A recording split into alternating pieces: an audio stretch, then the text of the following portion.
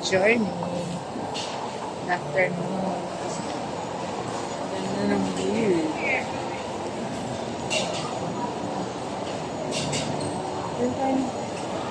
Pauwi na po kami. May hinatid lang kami dito mga ka-journey. Oo, na yung anak ko. Ang ganda na dito. Christmas na dito. Sana ay hindi umuulan sa labas.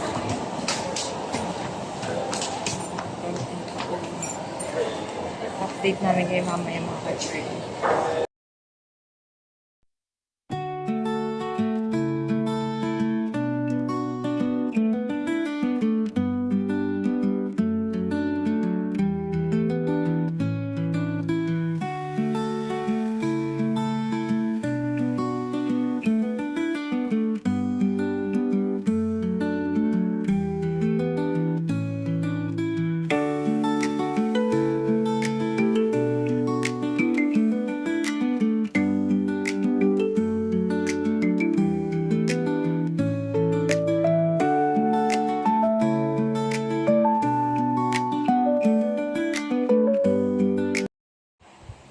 Good morning mga ka-journey. So ayan, paus pa rin tayo. I mean, kasi kagagaling lang sa ubo. Kaya hindi tayo masyadong nakapag-vlog today. Sa mga, nakaraang mga linggo. Dahil nagkasakit po ako. Inubo tayo mga ka-journey. Siguro sa malamig na panahon natin ngayon dahil December na. Gusto na naman ang mga ubo, sipon. So, need natin mag-vitamin C. So, naubos yung aming vitamin C, kaya ayun, inubo tayo mga ka-journey. So, gusto ko lang kunin yung opportunity na to na mag-thank you kay Kuya na Enforcer. Sir, maraming salamat. Nasa, tong area? Bikutan area. Yung area niya kagabi. Kasi medyo hindi ako familiar doon sa route na yun. So, naligaw tayo sa malapit to sa SM Bikutan. Yung papunta ka ng Las Piñas service road, yung gagamitin mo. Yun, naligaw kami doon na part na yun. Kasi hindi ko masyadong makita kasi medyo gilid na gilid yung mga ka-journey yung I don't know if nakadaan na kayo doon. So, malilito po talaga kayo kung saan doon kasi kalubungan yung mga sasakyan dahil intersection nga siya. Then, yung papuntang Las Piñas na way is napakaliit na lang, ay gabi na. Medyo hindi natin saan doon kami liliko yun. So, thank you sir sa pag-assist sa amin. Kinabahan ako kasi kami ng anak ko.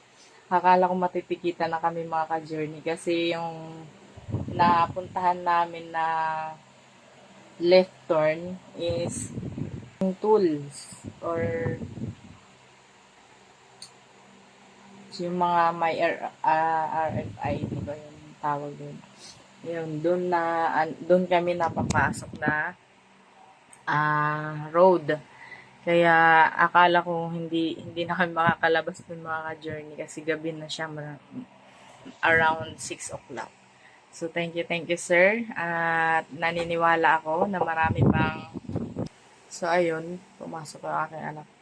So naniniwala pa rin ako na marami pa rin katulad mo sir, di ba? Na tapat sa serbisyo at handang tumulong sa mga mamamayan natin sa kalsada na tapat mga ka-journey. Alam naman natin yan dito sa atin, di ba? Bibihira ang ganyang tapat sa serbisyo.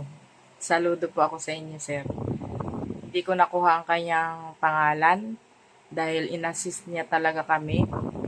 Meron pa nga doon na nakasalubong ako na binabaan kami ng bintana, which is hindi niya po alam na kami ay naliligaw. Na parang nagagalit pa siya sa amin mga ka-journey kung ba't salubong kami sa way na yun. Sa mga kapwa natin motorista at sa mga kapwa natin driver sa kalsada, magkaroon tayo ng instinct minsan at malasakit sa ating mga kapwa driver na minsan hindi naman familiar sa lugar, naliligaw po talaga tayo minsan. Hindi tayo perfect. So, ano lang, kumbaga, maging nice tayo, yon, di ba? Yung word. Maging nice tayo every time na mayroon tayo may encounter na ganong situation. Huwag tayong magalit kasi hindi po natin alam bakit nagkaganoon siya or na mali siya ng turn or mga ganon.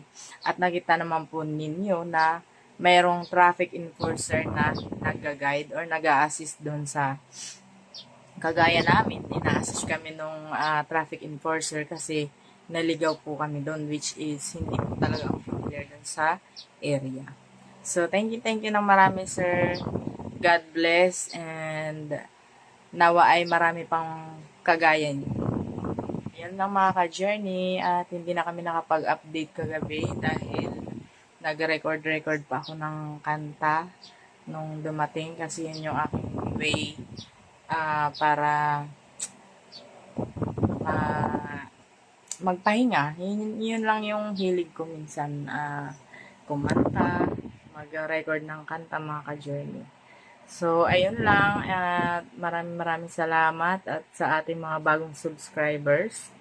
So, welcome po sa ating channel at matagal-tagal po tayong nawala dahil hindi po maganda ang ating pakiramdam this past weeks. So, ngayon medyo okay na tayo. Balik tayo na naman sa ating pagbablog. So, have a nice day everyone and God bless. Thank you for watching.